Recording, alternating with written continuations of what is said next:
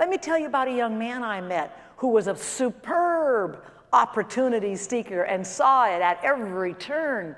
Bill and I went to meet a client about an hour and a half from our house, quite a drive. And we had spent the whole day with the client, and they had asked us if we could get them some material by the weekend because they were going to make a decision about which firm to hire. And they had interviewed 3 or 4 firms, and we knew that. That was fine. So we're driving back to the office. Bill's driving. I'm sitting in the passenger seat. We're going down the highway, 60 miles an hour, and we're talking about how in the world are we going to get this information to them by Saturday, because I had to go on the road for 2 or 3 days. And we said, well, all right, what we're going to have to do is Friday night, stay up very late, finish the material, and get up Saturday morning on our day off and drive it over ourselves, which we'd rather not do. But we said, we promise to give that good service, so we'll do it. Just as we made that decision, Bill's driving, I'm sitting here in the passenger seat, I look out the window, and right in the lane next to us, 60 miles an hour down the highway, is a white van, a van. And on the side of the van are written the words, Express It, Bay Area Courier Service, 24 hours a day, 7 days a week, and a telephone number.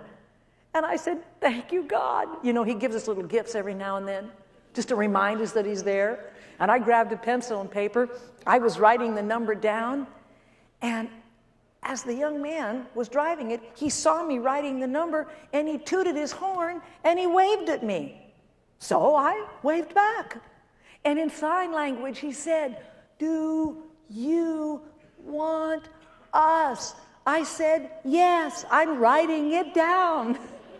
And at 60 miles an hour, he rolls down his window, and he's going to hand me a brochure.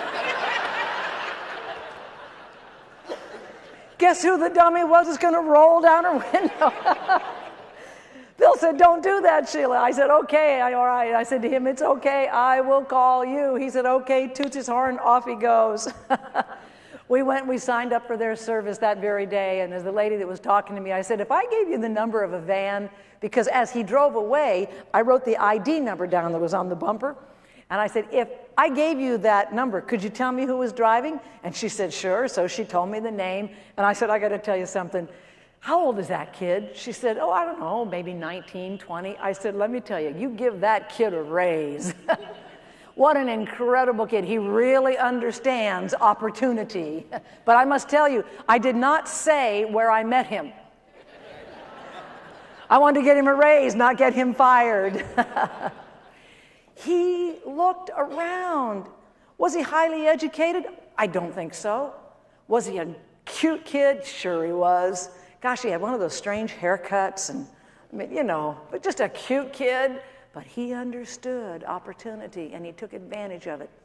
Ask yourself this, if you're writing notes today, am I taking advantage of all the opportunities that I can in this era of change that I'm involved in?